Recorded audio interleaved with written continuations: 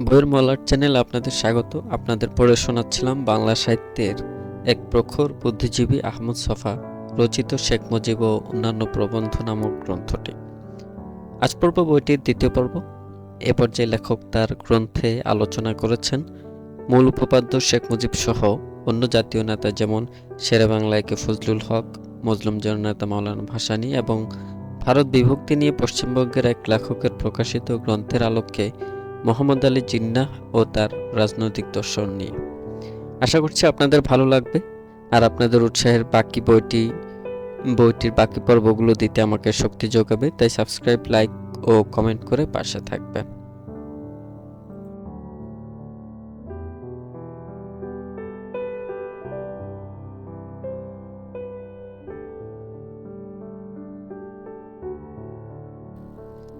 তার নাম শেখ মুজিবুর রহমান। বাংলাদেশের স্বাধীনতা এবং শেখ মুজিবুর রহমান একটি যমজ শব্দ। একটাকে বাদ দিয়ে অন্যটার অস্তিত্ব কল্পনাও করা যায় না। শেখ মুজিবুর রহমান স্বাধীন বাংলাদেশের স্থপতি। এই সত্য যারা অস্বীকার করবে তাদের সঙ্গে কোনো রকমের বিতর্ক বাদ প্রতিবাদ করতেও আমরা রাজি হব না। একটি জাতি হিসেবে দক্ষিণ পূর্ব এশিয়ার এই অঞ্চলে বাংলাদেশের অভ্যুদয়ের ফলে যে সম্ভাবনা মূর্ত হয়ে উঠেছে তার কৃতিত্ব অবশ্যই শেখ মুজিবকে দিতে হবে। আবার একই সঙ্গে এই জাতির বিকাশ এবং আত্মপ্রকাশের পথে যে মেঘ কুয়াশা সঞ্চিত হয়েছে, যার ফলে জাতির টিকে থাকার ভবিষ্যৎ অনিশ্চিত হয়ে পড়েছে, তার জন্মেও আমরা কিছুটা হলেও শেখ মুজিবকে দায়ী করব। বস্তুত শেখ মুজিব সমালোচনার ঊর্ধ্বে কোনো ব্যক্তি নন। তার রাজনৈতিক জীবনের বিভিন্ন পর্যায়ে সুবিধাবাদী কৌশল এত বেশি ক্রিয়াশীল ছিল যে যা আখেরে তার রাজনৈতিক পরিচিতি নানাভাবে সন্দেহভাজন করে তুলেছিল। এমনকি সপরিবারে নিহত হওয়ার পরেও এই সমস্ত প্রশ্ন তার রাজনৈতিক চরিত্রকে ঘিরে আবর্তিত হচ্ছে এবং হবে। একজন বড় মানুষ যখন ইতিহাসে দীর্ঘ ছায়া বিস্তার করেন, তাকে নিয়ে যুগের পর যুগ, বছরের পর বছর এই ধরনের বিতর্ক চলতে থাকে। যদি কিংবা কিন্তু দিয়ে ইতিহাস হয় না। সত্যিকার ইতিহাস হলো যা ঘটে গেছে তার সঠিক বিবরণ। ঘটনা পবিত্র, কিন্তু তার ব্যাখ্যা নানা রকম হতে পারে। বাংলাদেশের স্বাধীনতার সঙ্গে শেখ মুজিবের নাম এমন অচ্ছেদ্যভাবে যুক্ত হয়ে পড়েছে, যত পণ্ডিত হন না কেন, ব্যাখ্যা বিশ্লেষণের নিপুণতা এবং যুক্তির মারপ্যাচ দেখিয়ে কোনো ব্যক্তি একটা থেকে আরেকটাকে পৃথক করতে পারবেন না। শেখ মুজিবুর রহমানের রাজনৈতিক ভূমিকাকে স্বাধীনতা সংগ্রামের সময়কালীন অন্য 10টা রাজনৈতিক দলের ভূমিকার সঙ্গে অবশ্যই তুলনামূলক মানদণ্ড প্রয়োগ করে বিচার করতে হবে। বাংলাদেশের শেখ মুজিবের চাইতে প্রজ্ঞাবান রাজনৈতিক নেতা হয়তো ছিলেন, তার চাইতে মেধাবী রাজনৈতিক নেতারও হয়তো অভাব ছিল না। জাতির সবচাইতে নির্যাতিত অংশের সংগ্রাম এগিয়ে নিয়ে যাওয়ার মতো নেতাও এদেশে ছিলেন না, এই কথা বললে সত্য বলা হবে না।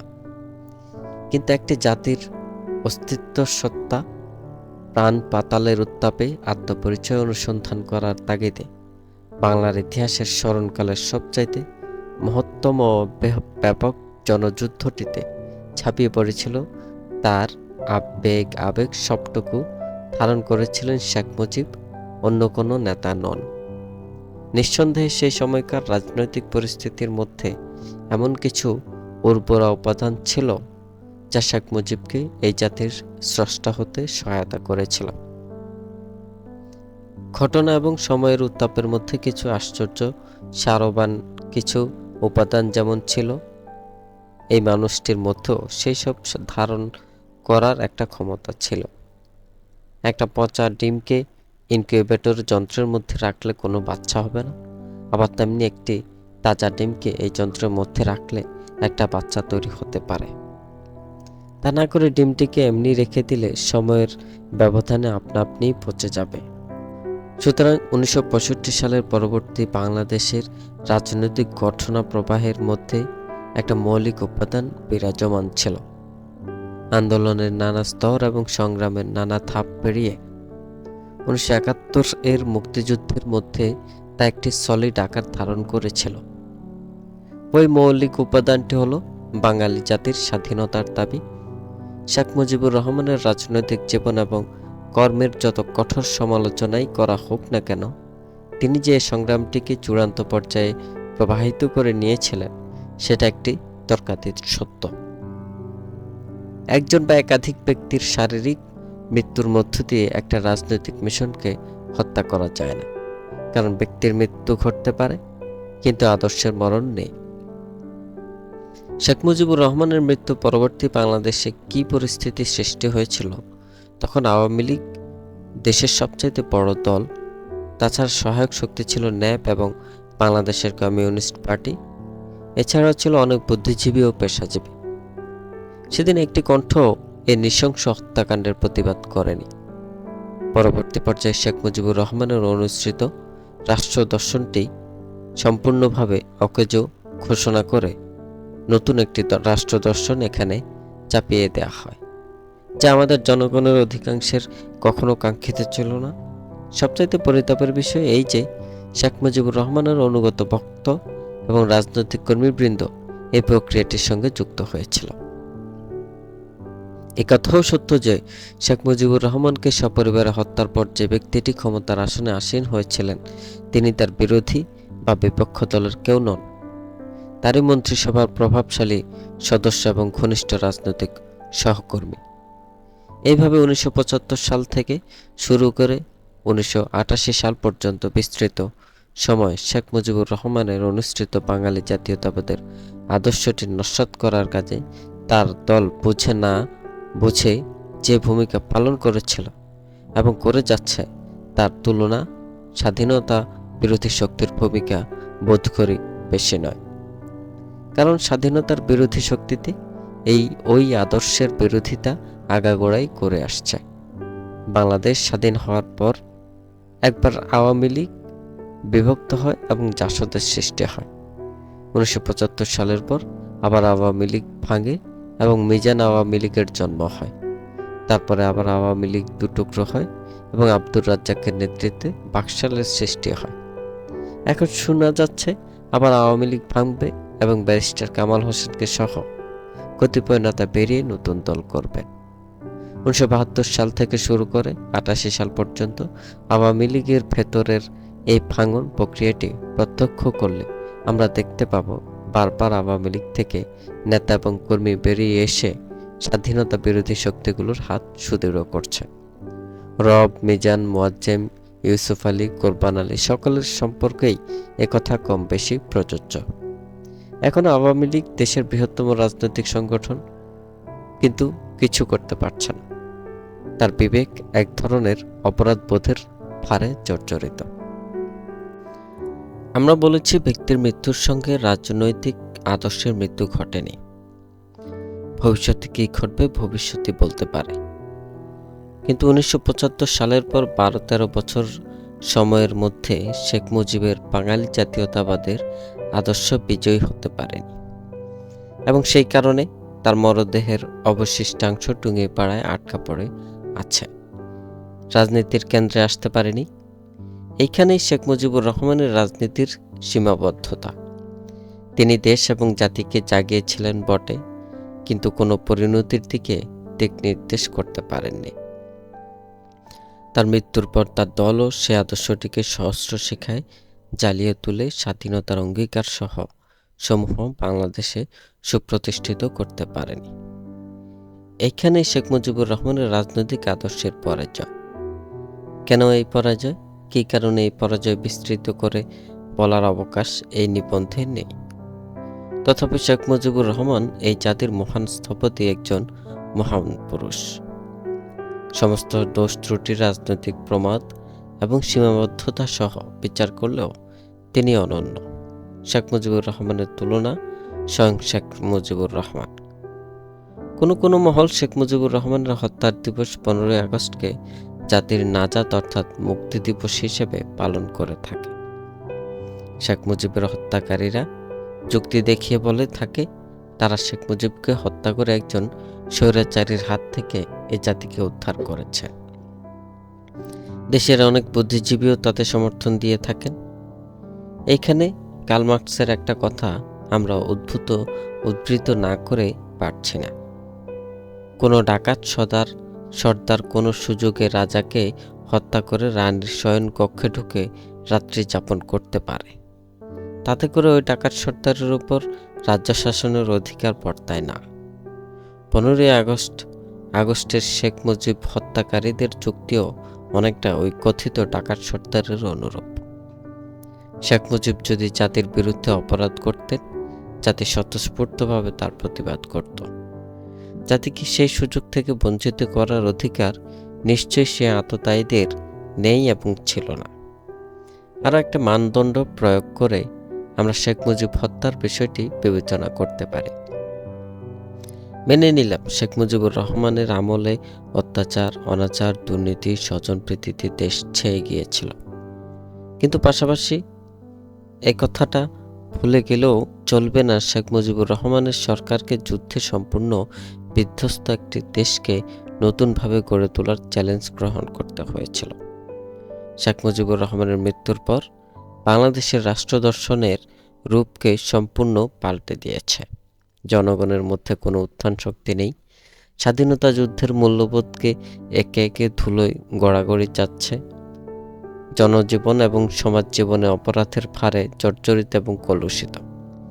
জাতিকে ধর্মের আলখেল্লা পরিয়ে দিয়ে এমন একটা বিপরীত মেরুতে ঠেলে দেওয়া হয়েছে, সেখান থেকে উদ্ধারের আশা একেবারে অসম্ভব না হলেও সুদূর পরাহত হয়ে উঠেছে। 1952 সালের ভাষা আন্দোলন থেকে শুরু করে 1971-এর মুক্তি সংগ্রাম পর্যন্ত এই সমস্ত সীমাবদ্ধতা, সমস্ত দুর্বলতা, সমস্ত ভ্রান্তি সত্ত্বেও হৃদয়ের উত্তাপ এবং ভালোবাসার গুণে এই মানুষটি বাঙালির জাতির আত্মবিকাশের সংগ্রামের পথে যে সমস্ত শক্তি বাধা দিয়ে এসেছিল, সে সকল শক্তি আজ কপালিকা উল্লাসে এইখানে একটি নতুন পাকিস্তান সৃষ্টি করার আনন্দে মাতোয়ারা হয়ে উঠেছে। শেখ মুজিবুর রহমানের হত্যা তাদের কাছে মুক্তি দিবস হতে পারে, কিন্তু বাংলার মানুষের কাছে নয়। বাংলার হাটের মানুষ, ঘাটের মানুষ, মাঠের মানুষ শেখ মুজিবকে এই জাতির মহান স্রষ্টা হিসাবে জ্ঞান করবে। দিনের পর দিন যাবে, জনগণের অন্তলালিত এই শ্রদ্ধা ঘনীভূত হবে, বিকশিত সেনর রূপ ধারণ করবে। হৃদয়ে চেপে বসবেন, কেউ ঠেকাতে পারবে না। আজ থেকে অনেক অনেক দিন পরে হয়তো কোনো পিতা তার শিশু পুত্রকে বলবেন, জানো খোকা, আমাদের দেশে একজন মানুষ জন্ম নিয়েছিলেন যার দৃঢ়তা ছিল, তেজ ছিল, আর ছিল অসংখ্য দুর্বলতা, কিন্তু মানুষটির হৃদয় ছিল, ভালোবাসতে জানত। দিবসের উজ্জ্বল সূর্যালোকে যে বস্তু চিকচিক করে জ্বলে তা ছিল মানুষটির সাহস। আর জ্যোৎস্না রাতের রূপালী কিরণ ধারায় মায়ের স্নেহের মতো যে বস্তু আমাদের অন্তরে শান্তি এবং নিশ্চয়তার বোধ জাগিয়ে তোলে, তা হলো তার ভালোবাসা। জানো খোকা, তার নাম শেখ মুজিবুর রহমান। মাওলানা ভাসানী। শেরবাংলা একে ফজলুল হকই প্রথম উপলব্ধি করতে সক্ষম হয়েছিলেন বাংলার রাজনীতি বাংলার অর্থনীতির উপর পুরোপুরি নির্ভরশীল। বাংলার অর্থনীতি কৃষি নির্ভর এবং কৃষক যে একটা সামাজিক শক্তি, কেবল সেটা উপলব্ধি করেই তিনি সন্তুষ্ট ছিলেন না। রাজনীতিতে কৃষকদের সেই শক্তিকে তিনি অত্যন্ত সফলভাবে প্রয়োগ করতে পেরেছিলেন। বস্তুত শেরেবাংলা একে ফজলুল হক অবিভক্ত ভারতের সর্বপ্রথম আধুনিক রাজনীতিবিদ। জনৈক সমাজবিজ্ঞানীর এই উক্তি অনেকাংশে সত্য মেনে নেওয়া হয়। অর্থনীতি রাজনৈতিক শক্তিকে লালন করে এটা বুঝতে সক্ষম হওয়া এবং কাজে রূপদান করা এক কথা নয়। ফজলুল হক তার প্রখর অন্তর্দৃষ্টি বলে কৃষক সমাজের সুপ্ত শক্তির বিষয়ে একটি সঠিক ধারণা গঠন করতে পেরেছিলেন। যেহেতু তিনি সবসময় ক্ষমতা আরোহণ করার এবং টিকে থাকার রাজনীতি করতেন, সে কারণে তার রাজনৈতিক স্বার্থ হাসিল করার জন্য কৃষক সমাজের স্বার্থ জলাঞ্জলি দিয়ে অধিপতি শ্রেণীসমূহের সঙ্গে আপোষ রফা করতে একটুটুকুও দ্বিধা করতেন না। তথাপি এই কথা একটু মিথ্যা নয় যে শেরেবাংলাকে ফজলুল হক তার চরিত্রের রাজনৈতিক তোলাচল বৃত্তি সত্ত্বেও কৃষক সমাজের এক মহান বন্ধু। কমিউনিস্টদেরও বহু পূর্বে তিনি কৃষক সমাজের দাবি, আশা, আকাঙ্ক্ষাকে বাংলার রাজনীতির মুখ্য উপাদান হিসেবে প্রায় প্রতিষ্ঠা দিয়ে ফেলেছিলেন।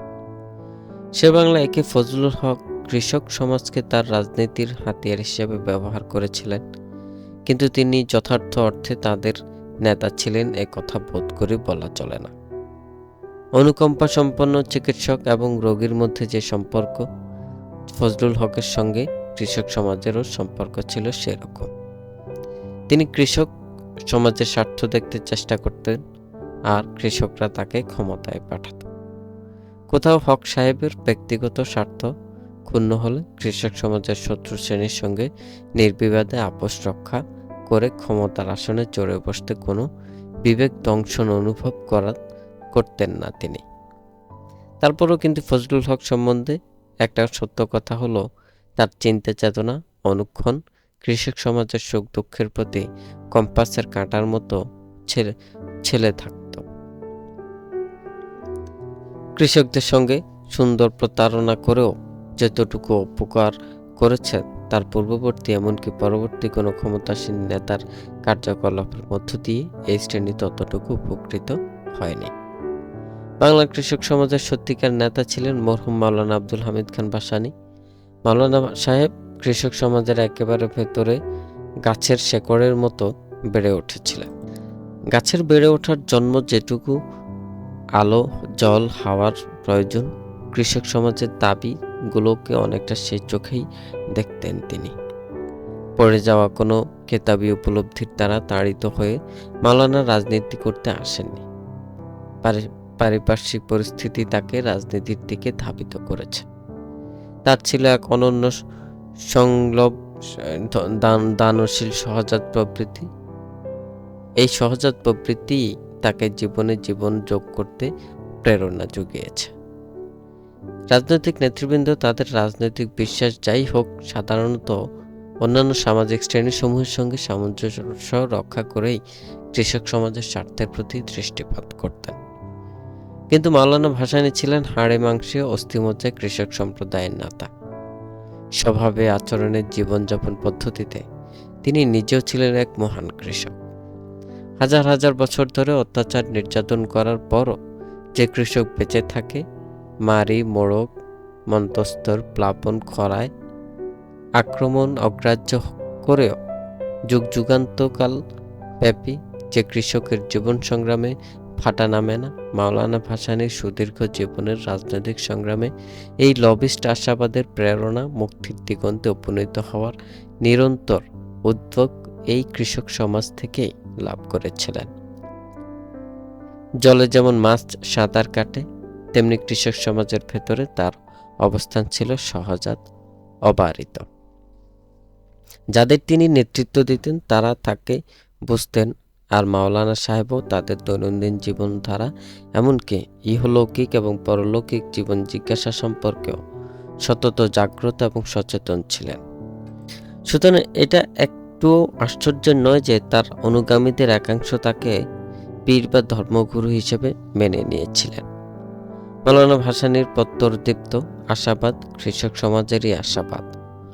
সবকিছু ভেঙে চুড়ে একাকার করে ফেলার যে ক্ষোভ তার বাক্যের মধ্যে গণগগনে আগুনের শিখার মতো নির্গত হতো, তা যুগ যুগ ধরে বঞ্চিত কৃষক সমাজের পঞ্জীভূত খবরই প্রকাশ।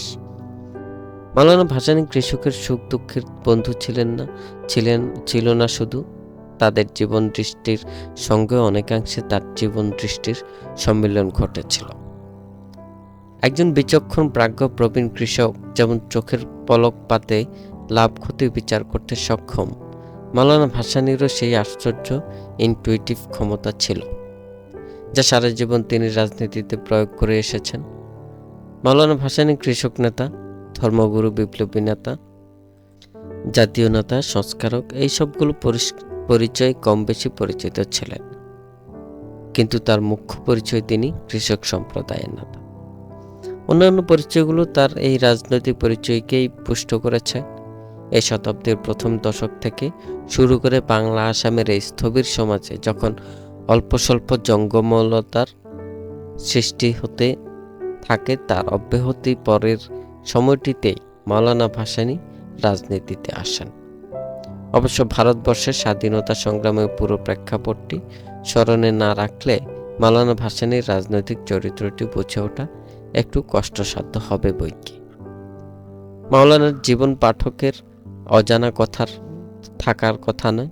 তিনি পর্যায়ক্রমে খেলাফত আন্দোলন, ভারতের জাতীয় কংগ্রেস এবং মুসলিম লীগে যোগদান করেছেন। এসব তো হলো পাকিস্তান প্রতিষ্ঠিত হওয়ার পূর্বের ঘটনা।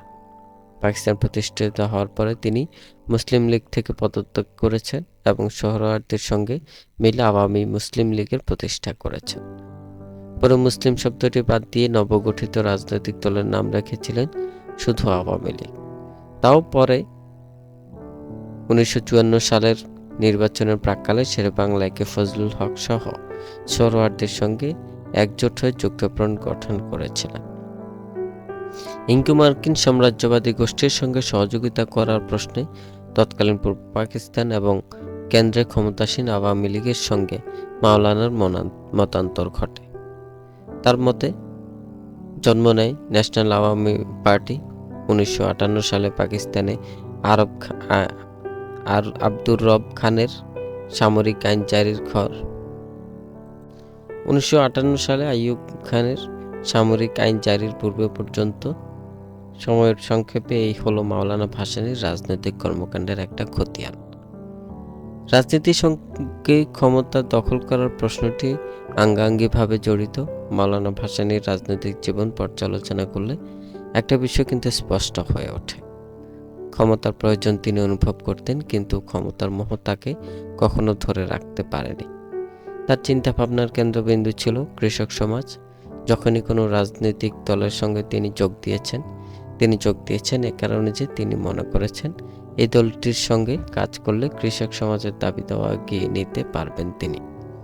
পরক্ষণে যখনই তার মনে হয়েছে এই দলটি কৃষক সমাজের স্বার্থে কায়েমি স্বার্থের দলবিবাহকে পরিণত হয়েছে, দল ছাড়তে তার এক মুহূর্তে সময়ও ব্যয় করতে হয়নি। এ কারণে তার জীবদ্দশাতে মাওলানা ভাসানীকে সমাজের একাংশের মানুষ অস্থির চিত্ত রাজনীতিবিদ হিসেবে চিহ্নিত করেছেন। কৃষক সমাজের স্বার্থের অতন্ত্র প্রহরী এই মুখ্য অঙ্গীকারটি বজায় রাখতে গিয়ে তার চরিত্রের নানা পরিচয় নানা সময়ে সামনে এসেছে। কখনো তাকে মনে হয়েছে উগ্র ধর্মান্ধ প্রতিক্রিয়াশীল, কখনো মনে হয়েছে কোনো রকমের বিচার বিবেচনাহীন হঠকারী রাজনৈতিক অ্যাক্টিভিস্ট, কখনো ধর্মীয় সংস্কারক, কখনো বা পুরাদস্তুর শ্রেণী সংগ্রামে নিবেদিত প্রাণ বিপ্লবী। মাওলানা ভাসানীর সম্পর্কে একটা সত্য এই যে কৃষক সমাজের সঙ্গে তার সম্পর্কে জীবন্ত রাখার প্রয়োজনে যখন যে মতবাদ সামনে এসেছে এবং গ্রহণ করলে কৃষক সমাজের কল্যাণ হবে মনে করেছেন, দক্ষ প্রয়োগবাদীর মতো সে মতবাদটি গ্রহণ করেছেন। কোনো মতবাদ সামাজিক আবেদন হারিয়ে ফেললে মাওলানা সাহেবকেও সেই মতবাদ থেকে দূরে সরে যেতে দেখা গেছে। কৃষক সমাজের স্বার্থ রক্ষার প্রয়োজনে রাজনৈতিক মতবাদ গ্রহণ বর্জনের প্রশ্নে তিনি ক্রমাগত সাপের মতো খোলস বদলাতে পারতেন। সময়ের প্রয়োজনে নতুনভাবে জ্বলে ওঠার ক্ষমতা মাওলানা ভাসানীর চরিত্রের এক অনুপম বৈশিষ্ট্য। এই বৈশিষ্ট্যটি তার চরিত্রে দান করেছে এক তুলনা রহিত চলমানতা। এত দীর্ঘকাল রাজনৈতিকভাবে সক্রিয় এবং সৃজনশীল জীবনযাপন করা খান আব্দুল গফফার খান ছাড়া এই উপমহাদেশে কোনো রাজনীতিবিদের পক্ষে সম্ভব হয়নি। তাই সুদীর্ঘ জীবনের বিচিত্র ঘটনার নিরিখে বিচার করলে মাওলানাকে মহাকাব্যের ধীরদত্ত নায়ক বলে মনে হবে। মাওলানা সাহেব কৃষক সমাজের নেতা ছিলেন, এ কথা সত্য। তারপরেও তাকে অনেকবার জাতীয় নেতার ভূমিকায় অবতীর্ণ হতে হয়েছে। তার কারণ এই দেশটি কৃষি প্রধান এবং জনসংখ্যার অন্তত 90% মানুষের জীবন ধারণের অবলম্বন কৃষি কর্ম। সরকার এবং রাষ্ট্রের নানা জটিল পরিস্থিতিতে সংখ্যাগুরু কৃষক সমাজের একমাত্র নেতাকে তার অবস্থান পরিবর্তন করে জাতীয় নেতা হিসেবে ভূমিকা রাখতে হয়েছে। সরকারের পরিবর্তনে কৃষক সমাজের ভূমিকা অবশ্যম্ভাবী, কিন্তু কৃষক সমাজ ক্ষমতা নিয়ন্ত্রণ করতে পারে না। প্রতিটি রাজনৈতিক ব্যয় পরিবর্তনে কৃষক সমাজ সক্রিয়ভাবে অংশগ্রহণ করেছে এবং আখেরে পরাজিত হয়েছে। কৃষক সমাজের সঙ্গে সঙ্গে মাওলানা ভাসানীও পরাজিত হয়েছেন। মাওলানা ভাসানীর তাবৎ জীবনের ইতিহাস এই পরাজয়েরই ইতিহাস, কিন্তু এগুলো মহান পরাজয়। মামুলি যে কোনো জয়ের চাইতে এই সকল পরাজয় অনেক মহিমামণ্ডিত। অবশ্য কেউ কেউ কথা তুলতে পারেন কোনো কেন অবশ্যই তুলবেন। 1965 সনে ভারতের পাকিস্তানের যুদ্ধের পর পাকিস্তানের সময় নায়ক আইয়ুব খানের সঙ্গে মাওলানার মাখামাখি উত্তরকালে এই দেশের প্রগতিশীল আন্দোলনের জন্য ভয়ঙ্কর ক্ষতির কারণ হয়েছে। এই অভিযোগটা অনেকাংশে সত্য। সারা জীবনের স্বীকৃতির সমাহার এই কলঙ্ক চিহ্নটি মুছে ফেলতে পারবে না। তার জন্য সেই সময় এবং পরিস্থিতির বিষয়টিও অবশ্যই বিবেচনার মধ্যে আনতে হবে। ভারত পাকিস্তান যুদ্ধ সংগঠিত হয়েছে। আন্তর্জাতিক কমিউনিস্ট আন্দোলন দুভাগে বিভক্ত হয়ে গেছে। বাংলাদেশের স্বায়ত্তশাসনের আন্দোলন একটু একটু শক্তি সঞ্চয় করে ভাটা হয়ে পড়েছে। আমরা তো মনে করি কার্যকারণ সম্পর্ক মিলিয়ে সমস্ত অবস্থাটা বিশ্লেষণ করার ক্ষমতা বুড়ো মাওলানার ছিল না। তিনি সময়কে নিয়ন্ত্রণ না করে সময়ের দ্বারা নিয়ন্ত্রিত হয়েছিলেন। তার অনুগামীরা তাকে রাজনৈতিকভাবে বিপথগামী করেছিলেন, তাতে সন্দেহের কোনো অবকাশ নেই। একটা সময়ে অবশ্যই মাওলানা তার ভুল বুঝতে পেরেছিলেন, তখন অনেক দেরি হয়ে গেছে। কিন্তু বেশি দেরি হওয়ার পূর্বেই মাওলানা সাহেব পল্টন ময়দানে পশ্চিম পাকিস্তানিদের সালাম আলাইকুম দেওয়ার মাধ্যমে সেই গলদে শুধরাবার চেষ্টা করেছিলেন।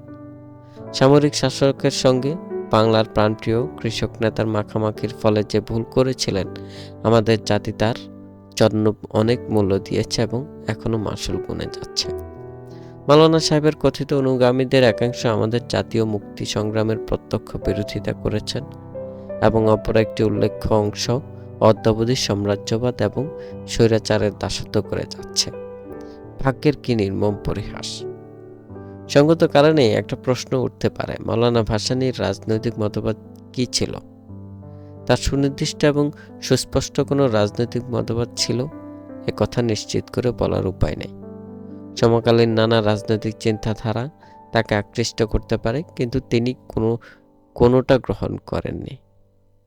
এটা একটুও অস্বাভাবিক নয় যে মহাত্মা গান্ধীর চিন্তাধারা তাকে অল্পস্বল্প প্রভাবিত করে থাকবে, কিন্তু নিষ্ক্রিয় শান্তিবাদকে কখনো অন্তর থেকে গ্রহণ করা তার পক্ষে সম্ভব হয়নি। তিনি সারা জীবন এমন একটা মতবাদ সন্ধান করে বেরিয়েছেন যার মাধ্যমে কৃষক সমাজের দুঃখ দুর্দশা লাঘব করতে পারবেন। সামনে খোলা পথ ছিল দুটি, এক ইসলাম, অন্যটি মার্ক্সবাদ। সম্ভব হলে মাওলানা ইসলামী বিপ্লবী করতে চেষ্টা করতেন। তার আবাল্যের শিক্ষা, সংস্কার, রুচি, জীবনদৃষ্টি তার অনুকূলে ছিল, কিন্তু মাওলানাকে মর্মান্তিক মর্মবেদনায় অনুভব করতে হয়েছে। সে পথে অধিকন্তর অগ্রসর হওয়ার অবকাশ নেই। ইসলামের ধ্বজাধারীরা তাকে কাফের মনে করে।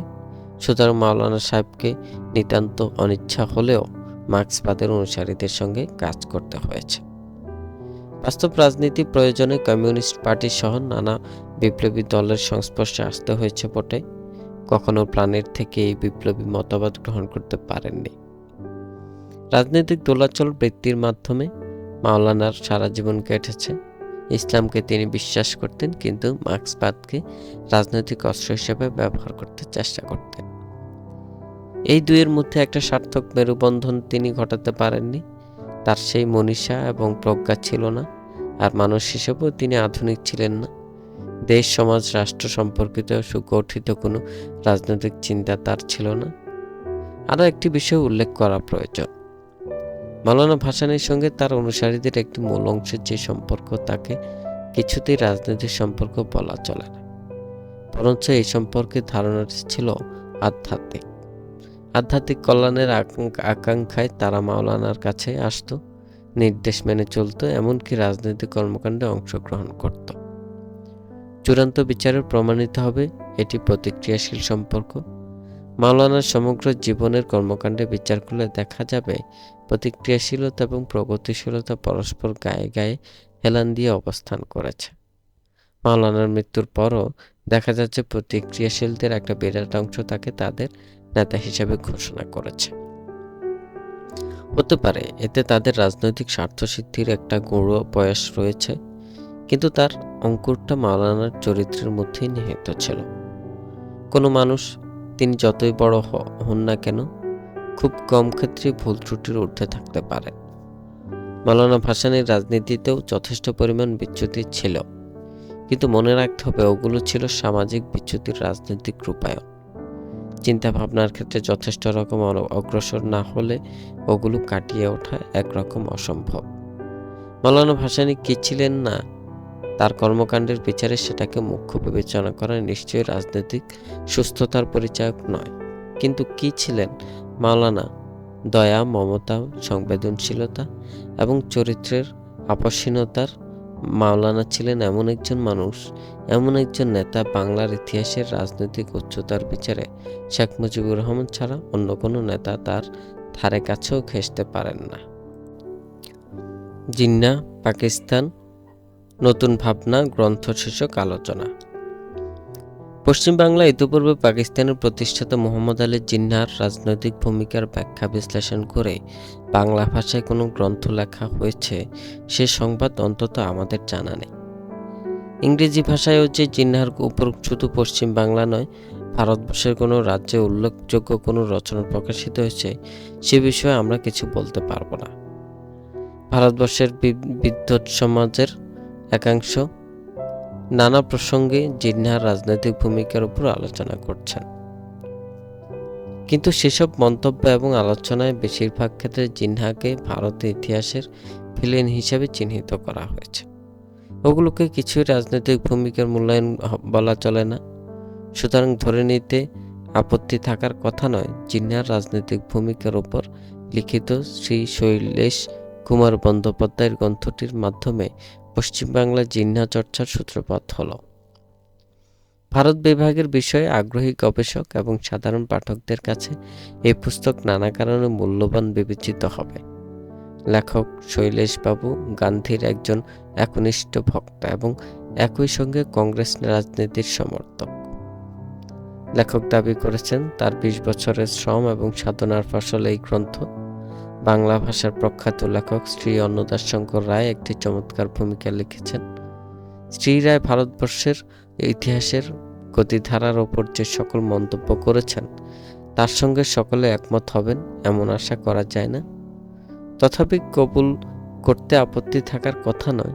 শ্রী অন্নদাশঙ্করের ঐতিহ্যিক অন্তর্দৃষ্টি অত্যন্ত প্রখর এবং ইতিহাস বিচারের পদ্ধতিটিও অনেকাংশে গোঁড়ামি মুক্ত।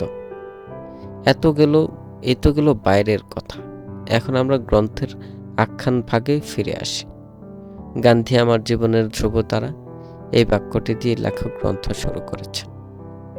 গান্ধীর সত্যানিষ্ঠার প্রতি অবিচল অনুরাগ তার এই ভক্তটিকে গান্ধীর প্রধান রাজনৈতিক প্রতিপক্ষ মুহাম্মদ আলী জিন্নাহর রাজনৈতিক জীবনের একটা পরিচিতি তুলে ধরতে অনুপ্রাণিত করেছে। লেখকের মনোগত অভিপ্রায় জিন্নাহ সম্পর্কে কিছু সত্য কথা বলবেন। লেখক তার রচনার কোথাও এই কথাগুলো স্পষ্টভাবে উচ্চারণ করেননি, কিন্তু পাঠকের মনে এই বোধ সঞ্চারিত হবে যে ভারতবর্ষের জনসমাজে জিন্নাহ সম্পর্কে যে সকল বিদ্বেষ, দুষ্ট মতামত চালু আছে, যথা জিন্নাহর কট্টর সাম্প্রদায়িক মোল্লা, একগুঁয়ে দাম্ভিক, প্রচণ্ড রকম ক্ষমতালিপ্সু এবং একেবারে মানবিক আবেগ অনুভূতি বিবর্জিত হৃদয়হীন কালা পাহাড়, এই ধারণা পুঞ্জের সবটা না হলেও আংশিক পুনর্বিবেচনার দাবি রাখে। মুখ্যত এ ধরনের একটা কর্তব্যবোধে তাড়িত হয়ে তিনি গ্রন্থটি লিখতে প্রবৃত্ত হয়েছেন। লেখকের এই সদিচ্ছার প্রতি অবশ্যই সাধুবাদ জানাতে হবে। শ্রী শৈলেশ বন্দ্যোপাধ্যায় তার গ্রন্থটির অনেকগুলো স্তর বিন্যাস করে প্রতিটি স্তরে জিন্নাহর রাজনৈতিক মতামতের স্ফুরণ কিভাবে ঘটেছে তার অনুপঙ্খ বস্তুনিষ্ঠ পরিচয় তুলে ধরেছে। প্রায় ৪০০ পৃষ্ঠার এই বিশাল গ্রন্থের পূর্ণাঙ্গ আলোচনা এই ক্ষুদ্র নিবন্ধে প্রকাশ করা সম্ভব নয়। তাই আমরা আলোচনার সুবিধার জন্য গ্রন্থটিকে ২ ভাগে বিভক্ত করব। প্রথম পর্যায়টিতে জিন্নাহর অসাম্প্রদায়িক সর্বভারতীয় জাতীয়তাবাদী রাজনৈতিক ভূমিকাকে স্পষ্ট করা হয়েছে।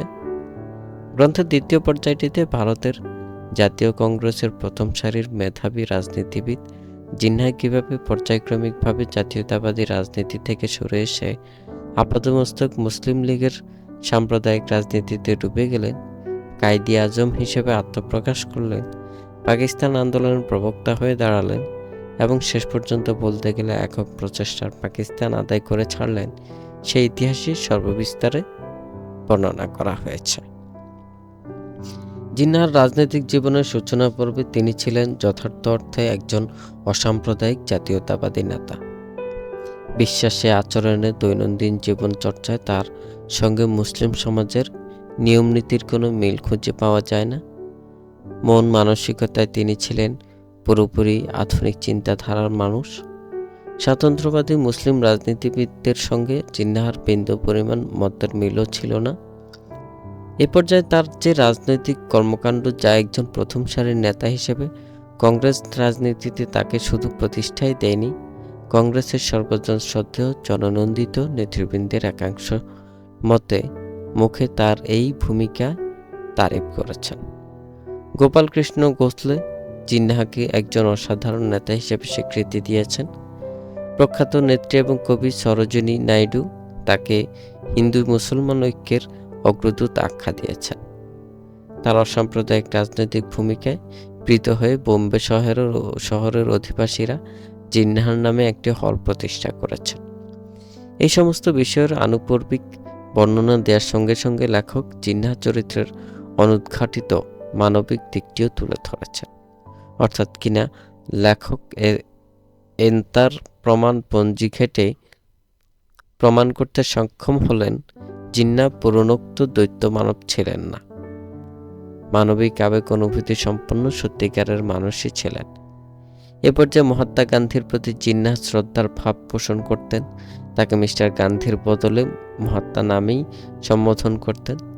দক্ষিণ আফ্রিকায় মহাত্মা গান্ধীর বীরোচিত ভূমিকায় তারিফ করেছেন একাধিকবার।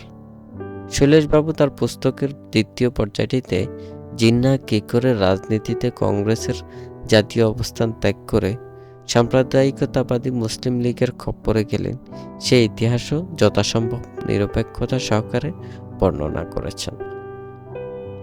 1937 থেকে 38 থেকে শুরু করে 1947 থেকে 48 সাল পর্যন্ত লীগ কংগ্রেসের আন্তঃদলীয় সম্পর্ক এবং ব্রিটিশ রাজ্যের প্রকাশ্য এবং গোপন তৎপরতা, এইসবের মধ্য দিয়ে স্বাতন্ত্র্যবাদী মুসলিম রাজনীতির উত্থান কী প্রক্রিয়ায় ঘটল, অনেক পরিশ্রম স্বীকার করে তাও তুলে ধরেছেন। লেখক সৈয়দ আহমেদের বালাকোটের শিখ বিরোধী সংগ্রাম, স্যার সৈয়দ আহমেদের আলিগড় কলেজ স্থাপন, ঢাকায় সলিমুল্লাহর মুসলিম লীগ প্রতিষ্ঠা, স্যার সৈয়দ আমির আলীর ভূমিকা, কবি মোহাম্মদ ইকবালের মুসলিম স্বতন্ত্র রাষ্ট্র সৃষ্টির প্রয়াস, এই ঘটনাপুঞ্জের ধারাবাহিক ইতিহাসটি ব্যাখ্যা করে দেখিয়েছেন মুসলিম স্বাতন্ত্র্যের বৃষ্টি এই উপমহাদেশের মুসলিম সমাজের মনোভূমিতেই প্রথিত ছিল। জিন্নাহ মুসলিম লীগে যোগ দিয়ে তাতে বেগ এবং আবেগ সঞ্চার করেছেন মাত্র। পাকিস্তান সৃষ্টির একক কৃতিত্ব গ্রন্থের ভূমিকায় লেখক জিন্নাহকে দিয়েছেন। ইতিহাসে ব্যক্তির অগ্রগামী ভূমিকার কথা অস্বীকার করার উপায় নেই, কিন্তু কোনো ব্যক্তি এককভাবে ইতিহাসের নিয়ামক শক্তি হয়ে উঠতে পারেন, এটি কিছুতেই সত্য হতে পারে না। শৈলেশবাবু রাজনীতিতে জিন্নাহর এই পক্ষ পরিবর্তনের কারণ হিসাবে যে সমস্ত বিষয়ের উপর গুরুত্ব আরোপ করেছেন, তার সঙ্গে অনেকে একমত হতে চাইবেন না। তিনি এই গ্রন্থেই প্রমাণ করেছেন তার রাজনৈতিক জীবনের শুরুতে তিনি ছিলেন অসাম্প্রদায়িক এবং পাকিস্তান অর্জনের পরও এই নবীন রাষ্ট্রটিকে অসাম্প্রদায়িক গণতান্ত্রিক রাষ্ট্র হিসেবে প্রতিষ্ঠা দিয়ে স্বপ্ন ছিল জিন্নাহর। এখন প্রশ্ন দাঁড়ায়, কী কারণে জীবনের মাঝখানের 8-10টি বছর এই সাম্প্রদায়িক রাষ্ট্র সৃষ্টি করার জন্য এমন উগ্র কপালিক প্রয়াসে তিনি মত্ত হয়ে উঠেছিলেন? লেখক ইংরেজ নাট্যকার মার্লোর ডক্টর ফস্টাস নাটকের প্রসঙ্গ টেনে এনেছেন। ডক্টর ফস্টাস ছিলেন পণ্ডিত মানুষ। তিনি ক্ষমতা এবং জীবনের সুখ ভোগ করার অঙ্গীকারে শয়তানের সঙ্গে চুক্তি করেছিলেন। শয়তান তার কর্তৃত্ব এবং সুখভোগের সমস্ত আয়োজন সম্পন্ন করবে, কিন্তু চুক্তির শর্ত অনুযায়ী নির্দিষ্ট সময় অন্তে ফস্টাসের আত্মার মালিক হবে শয়তান। লেখক বলতে চেয়েছেন, মুহাম্মদ আলী জিন্নাহর কাঁধেও দাম্ভিকতা এবং ক্ষমতা লিপ্সার শয়তান ভর করেছিল। তাই তিনি বিশ্বাস না করেও একটি সাম্প্রদায়িক রাষ্ট্র সৃষ্টি করার জন্য অমন মরিয়া হয়ে লড়েছিলেন। লেখকের এই মন্তব্যের সঙ্গে যদি একমত হওয়া যেত তাহলে তো কথাই ছিল না, কিন্তু জিন্নাহ চরিত্রের স্বরূপ উদ্ঘাটন কি এতই সহজ কাজ? সুরেশবাবু কংগ্রেস থেকে জিন্নাহর সরে দাঁড়ানোর কতিপয় কারণ অনুচ্চস্বরে হলেও বলতে চেষ্টা করেছেন। তার একটি কংগ্রেস রাজনীতিতে মহাত্মা গান্ধীর প্রভাব বৃদ্ধি। এই ব্যাখ্যাটা অপেক্ষাকৃতভাবে সঠিক মনে হয়। ভারতের জাতীয় রাজনীতিতে গান্ধীর এই অংশগ্রহণের সঙ্গে সঙ্গে কংগ্রেস রাজনীতির মধ্যে একটা বড় ধরনের পরিবর্তন সূচিত হয়। গান্ধী পূর্ববর্তী কংগ্রেস রাজনীতি ছিল অনেকটা এলিস্টদের ধরনের রাজনীতি। গান্ধী সর্বপ্রথম কংগ্রেসকে একটি সত্যিকার গণসংগঠন হিসেবে রূপদান করেন। কংগ্রেস রাজনীতিতে মহাত্মাজির প্রভাব এতদূর অপরিহিত হয়েছিল যে এককালের দিকপাল নেতৃবৃন্দ চিত্তরঞ্জন দাস, মতিলাল নেহেরু প্রমুখ বাঘা নেতাকেও তাদের পূর্বের অবস্থান ত্যাগ করে গান্ধী নেতৃত্বের কাছে নতি স্বীকার করতে হয়। শুধু কংগ্রেস কোনো ভারতের মুসলিম সম্প্রদায়ের একক রাজনৈতিক প্রতিষ্ঠান আলী ভ্রাতৃদ্বয়ের নেতৃত্বে পরিচালিত খিলাফত আন্দোলন পর্যন্ত মহাত্মার সর্বগ্রাসী প্রভাব এড়াতে পারেনি। মহাত্মা গান্ধীর সঙ্গে মোহাম্মদ আলী জিন্নাহর মাত্র একটা বিষয় মিল ছিল, আর সেটা উভয়েরই ছিল গুজরাটি। এছাড়া আর সব বিষয়ে দুজনে ছিলেন দুই বিপরীত মেরুর মানুষ। মহাত্মা গান্ধী গণ আন্দোলন এবং গণজাগরণের নেতা, জিন্নাহ গণ আন্দোলনকে ভীষণ অপছন্দ করতেন। তিনি নিয়মতান্ত্রিক আন্দোলন করতে অভ্যস্ত ছিলেন।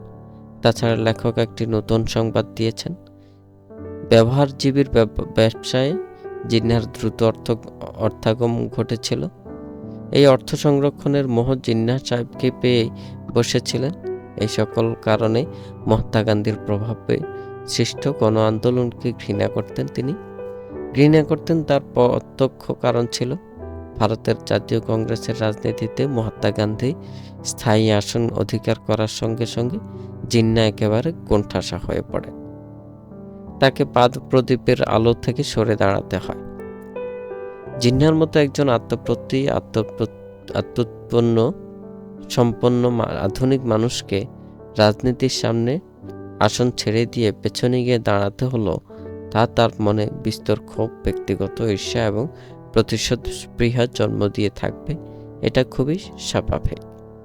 শৈলেশবাবু এই দিকটাতে ইঙ্গিত করেছেন ব্যক্তিগত মতপার্থক্য, জীবন দৃষ্টির বিভিন্নতা এবং গান্ধী নেতৃত্বের প্রতি নতি স্বীকার না করার অনমনীয় ইচ্ছেই জিন্নাহকে ক্রমাগত মুসলিম লীগ শিবিরে ঠেলে দিয়েছিল। এই মন্তব্যের মধ্যে যথেষ্ট পরিমাণে সত্য আছে বলে আমরা মনে করি। পাশাপাশি মহাত্মা গান্ধীর রাজনৈতিক মতবাদ এবং নতুন গণসংযোগের টেকনিক সম্পর্কেও কিঞ্চিত আলোকপাত করতে চাই। গান্ধীও ছিলেন জিন্নাহর মতো ইউরোপীয় শিক্ষায় শিক্ষিত মানুষ। বিলাতে থাকার সময় ছাত্রাবস্থাতেই রাস্কিন টলস্টয়ের চিন্তার সংস্পর্শে আসেন তারা। দক্ষিণ আফ্রিকাতেই সর্বপ্রথম তার রাজনীতির হাতেখড়ি হয়। সেখানে তিনি ভারতীয় অধিবাসীদের প্রতি শ্বেতাঙ্গ সরকারের অবিচারের প্রতিবাদে সার্থকভাবে অহিংস অসহযোগ নীতি প্রয়োগ করেন। দক্ষিণ আফ্রিকার পাট চুকিয়ে ভারতে আসার পর কংগ্রেসের রাজনীতিতেও এই নীতি প্রয়োগ করতে থাকেন তিনি। গান্ধীর আবির্ভাবের সঙ্গে সঙ্গেই ভারতীয় রাজনীতিতে একটা নতুন মাত্রা যুক্ত হয় এবং একটা গুণগত পরিবর্তন ঘটে যায়। অহিংস অসহযোগের ধারণাটি তিনি পেয়েছিলেন রুশ লেখক টলস্টয়ের কাছ থেকে। ভারতীয় জনগণের কাছে ধারণাটি জনপ্রিয় করার জন্য তিনি রামরাজ্য শব্দটি চালু করলেন। ভারতবর্ষে হিন্দু সম্প্রদায়ের একটি বিরাট অংশ এতকাল রাজনীতির সঙ্গে যাদের কোনো সম্পর্ক ছিল না, তারাও রাতারাতি কংগ্রেসের অহিংস অসহযোগ আন্দোলনের অংশগ্রহণ করতে শুরু করে। ভারতীয় জনগণের চোখে গান্ধী একজন মহান ঋষি হিসেবে প্রতিষ্ঠিত হন। হয়তো ঋষিসুলভ গুণাবলী মহাত্মার চরিত্রের মধ্যে নিহিত ছিল। রাজনীতিতে মহাত্মা গান্ধীর প্রভাব কিভাবে ক্রিয়াশীল হয়েছে, বি.আর. নন্দা লিখিত গান্ধীর জীবনীর একটা ঘটনা উল্লেখ করলেই সে ব্যাপারে একটা ধারণা নির্মাণ করা সহজ হবে। ঘটনাটি ছিল এরকম: এক সকালবেলা ঢাকার সতীশ উকিল হাতে 3.5 হাত দীর্ঘ একটি তলোয়ার এবং গলায় প্লাকার্ড ঝুলিয়ে পথে বেরিয়ে পড়েন। প্লাকার্ডে লেখা ছিল, যে কেউ গান্ধীকে অবতার বলে স্বীকার করবেন, আমি তার মাথা কেটে ফেলব। ভারতের জাতীয় রাজনীতিতে গান্ধীর আবির্ভাবের পর পরোক্ষ একটা ধর্মীয় চেতনা যে জেগে উঠেছিল, লেখক সে বিষয়ে একটি কথাও বলেননি। তাছাড়া বঙ্কিম থেকে শুরু করে ঊনবিংশ শতাব্দীর হিন্দু চিন্তা নায়কেরা ভারতের হিন্দু জনমতকে ব্যাপকভাবে প্রভাবিত করেছিল। সে ব্যাপারেও লেখক আশ্চর্যজনকভাবে নিশ্চুপ ছিলেন। ভারত বিভক্তির জন্য জিন্নাহ এবং মুসলিম লীগের ধ্যান ধারণা দায়ী। অন্যান্য সম্প্রদায়ের নেতৃবৃন্দ একেবারে ধোঁয়াকোটা তুলসী পাতা, তাতে সত্য নয়। গান্ধী ব্যক্তিগত জীবনে অসাম্প্রদায়িক হওয়া সত্ত্বেও তার চিন্তাধারা ভারতের সাম্প্রদায়িক রাজনীতির বিকাশকে পুষ্ট করেছে। এটুকু বলার সৎসাহস থাকলে শৈলেশবাবুকে ধন্যবাদ দিতাম, কিন্তু ভক্তের কাছ তো গুরুর সমালোচনা নয়। পরিশেষে একটা বিষয় স্পষ্ট করে এই আলোচনার ইতি টানব। লেখক বলেছেন, জিন্নাহর দ্বিজাতি তত্ত্বে 1971 সালে বাংলাদেশের অভ্যুদয়ের সঙ্গে সম্পূর্ণরূপে মিথ্যা প্রমাণিত হয়েছে। দ্বিজাতি তত্ত্ব সত্য নয়, মেনে নিলাম, কিন্তু ভারতবর্ষ এখনো কি এক জাতি? তাই যদি হবে, লেখক ভূমিকায় কেন লিখবেন এক বিচ্ছিন্নতাবাদের অবসান হতে না হতে ভারতবর্ষ একাধিক বিচ্ছিন্নতাবাদের শিকার।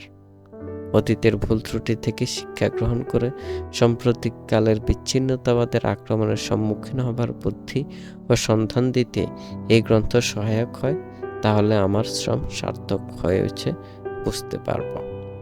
লেখক শৈলেশবাবুর উদ্দেশ্য মহৎ, তাতে কোনো সন্দেহ নেই। তিনি বিচ্ছিন্নতাবাদের কারণ হিসেবে জিন্নাহ এবং মুসলিম লীগকে দায়ী করেছেন। কনসেশন দিয়ে বিচার করলেও এটাকে একতরফা সিদ্ধান্ত বলে মেনে নেওয়া ছাড়া উপায় থাকে না। ভারতের জাতীয় কংগ্রেস এবং অন্যান্য সাম্প্রদায়িক হিন্দু রাজনৈতিক প্রতিষ্ঠানগুলোর ভারত কিভাবে কোনো ভূমিকা নেই, ভারতের বিভাগে কোনো ভূমিকা নেই, এই কথাটা মোটেও সত্য নয়। তাছাড়া আরও একটি কথা, মহাত্মা গান্ধীর ঋষিতুল্য চারিত্রিক সততার ব্যাপারে কারো কোনো দ্বিমত নেই, কিন্তু ভারতের জাতীয় রাজনীতিতে মহাত্মার অংশগ্রহণের কারণে পূর্বের ভারতীয় রাজনীতির বিকাশ ধারাটি হঠাৎ করে মোড় পরিবর্তন করল এবং গান্ধীজি ভারতবর্ষে ভবিষ্যৎকে ঝাপসা অস্পষ্ট অতীতের রঙে রঞ্জিত করলেন। ভারতের হিন্দু সম্প্রদায়ের এক মুখ্য অংশ ভারতের স্বাধীনতা এবং রামরাজত্ব প্রতিষ্ঠাকে এক করে দেখলেন। মহাত্মাজি হয়তো বৃহত্তর জনসমাজের সঙ্গে নিবিড় সম্পর্ক প্রতিষ্ঠার কারণে রামরাজত্ব শব্দটি প্রয়োগ করেছিলেন, কিন্তু রামায়ণের রামচন্দ্র ভারতের সকল সম্প্রদায়ের দৃষ্টিতে আদর্শ পুরুষ ছিলেন না। সে কথাটি মহাত্মা যেমন বুঝতে ভুল করেছিলেন, তেমনি তার পরম ভক্ত শৈলেশবাবুও সে ভুল অনেক বছর পরেও কাটিয়ে উঠতে পারেননি। জিন্নাহর দ্বিজাতি তত্ত্ব বাংলাদেশের অভ্যুদয়ের পরে মিথ্যা প্রমাণিত হয়েছে। দ্বিজাতি তত্ত্ব মিথ্যা প্রমাণিত হয়, কিন্তু এক জাতি তত্ত্বের প্রতিষ্ঠা হয় না। এক জাতি তত্ত্ব যদি সত্য হিসেবে প্রতিষ্ঠাই লাভ করে, তাহলে সাম্প্রতিক ভারতবর্ষে আবার কোনো বিচ্ছিন্নতাবাদ মাথাচাড়া দিয়ে উঠবে, তার কোনো জবাব শৈলেশবাবুরা গ্রন্থে ছিল না। আমাদের ধারণা শুধুমাত্র গান্ধী ভক্তি এবং গান্ধী মার্কা সত্যের সাহায্যে এই সমস্যার মর্মমূল স্পর্শ করা যায় না।